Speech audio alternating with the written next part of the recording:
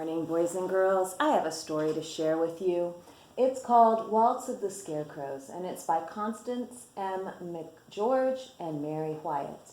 And I chose this story, Waltz of the Scarecrows, because it's a beautifully written story, and it reminds me of all the things that I did growing up, the family traditions, hanging out with Grandma and Grandpa, going up into the attic and finding those special mementos. So I wanted to share this with you because we're coming into that time of year where we do reflect on family and the traditions that we share and the memories that we hold of people dear to us. So I hope you'll enjoy this story as much as I do. And just see if you can notice what the author is trying to get across to us.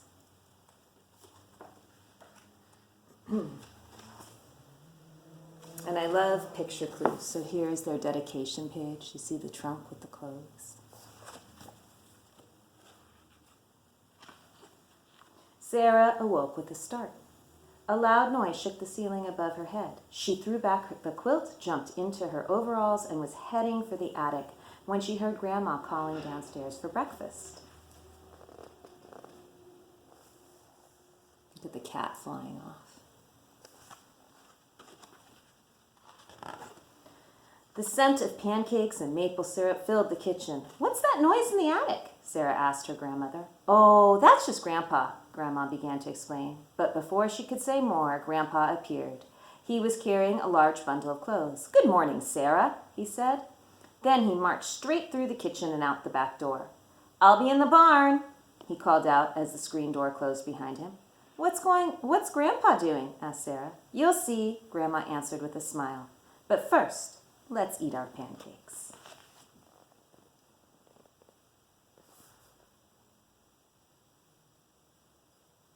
So now's a good time to make a prediction about what Grandpa's doing. Sarah hurried through breakfast, then found Grandpa in the barn. He was sorting through a bundle of clothes from the attic. Sarah watched him carefully unfold a man's evening coat with tails. Shaking out the wrinkles, he laid the coat down gently. Then he straightened the brim of a shiny top hat.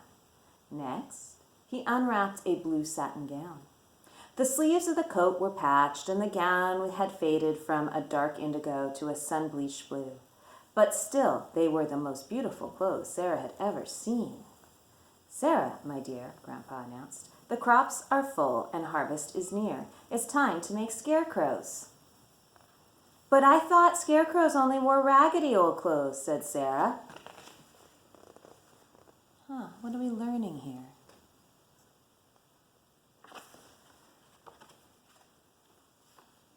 "Not our scarecrows," answered Grandma with her sewing basket in hand. Grandma sat down on a milking stool and set to work mending a tear in the faded blue gown.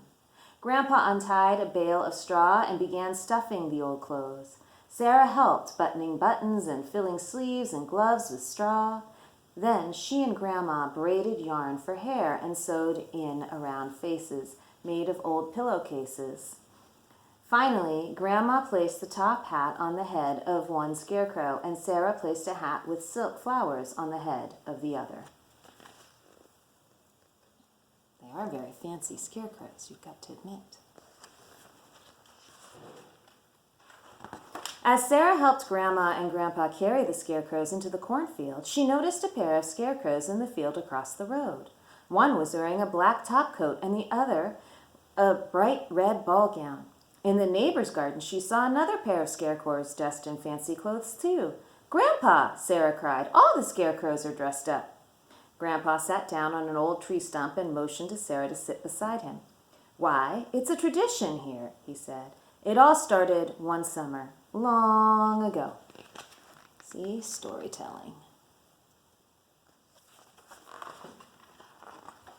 "That year, we had the best crops we'd ever seen. The corn grew a foot taller than usual, and there were more pumpkins on the vines than we could count. Even the sunflowers were brighter that year than anyone could remember. To celebrate our bounty, a harvest ball was planned. Folks sent away to the city for fancy clothes. Evening coats and top hats, ball gowns and high-heeled shoes. The town was decorated with garlands and lanterns, and an orchestra came all the way from Riverton to play. At dusk, on the night of the ball, we dressed up in our fine new clothes and strutted into town. We were so excited. We didn't even notice the dark cloud approaching from the west. As the orchestra began to play and we started to dance, the cloud came closer and closer.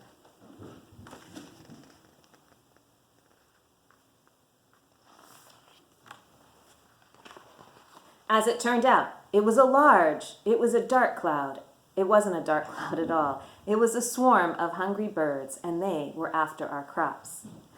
Screeching and cawing, the birds picked at the corn, pulled at the beans, and poked at the pumpkins. The orchestra stopped playing, and we ran into the field, shouting and shaking our fists.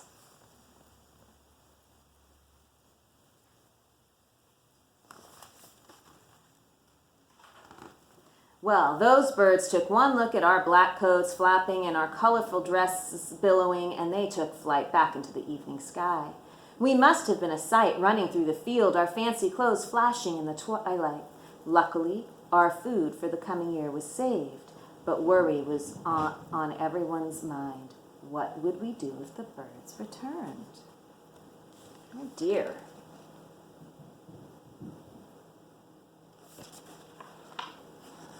Without a word, we knew what we had to do. We hurried home and changed into work shirts and overalls. We cleaned our coats and mended our gowns, and then we stuffed them all with straw.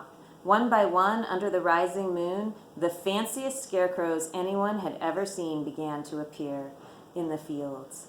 And do you know what? The birds stayed away.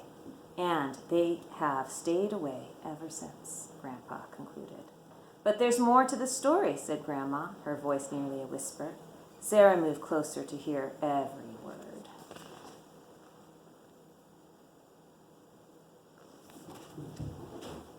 Some folks say that when the crops are full and the harvest moon rises in the sky, a wind blows in from the south, the corn stalks sway, and the faint sound of music drifts through the fields.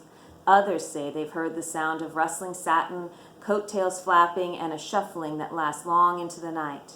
There are even a few, Grandpa added, who claim they've seen the scarecrows waltzing. Then Grandpa and Grandma took Sarah by the hand, and together they twirled around and around. Now that's making memories, sharing a story in a moment. See them twirling? That's so cool. One night, after Sarah returned home from her summer visit to Grandpa and Grandma's farm, she sat at her bedroom window. Outside, leaves rustled on the trees and the full moon hung low in the sky. Sarah had an idea. Can you guys predict what her idea might be? She opened the closet and took out her old velvety party dress. Just then, a soft knock sounded at her bedroom door. Her mother peeked in. "This dress is too small for me," said Sarah. "I'm going to send it to Grandma and Grandpa." "What are your grandparents going to do with an old party dress?" asked her mother.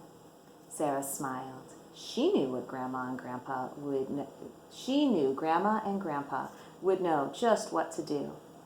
I want you to notice that that's the second time I've stumbled on words because I've predicted in my head what they should say, and they actually said something different. So it's really important that we make pictures in our heads and correct ourselves when things don't sound right. Always evaluate what you're thinking as you read.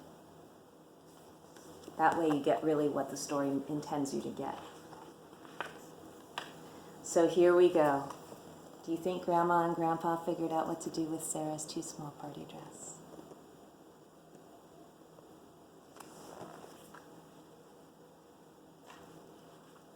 And that's the end of our story, Waltz of the Scarecrows.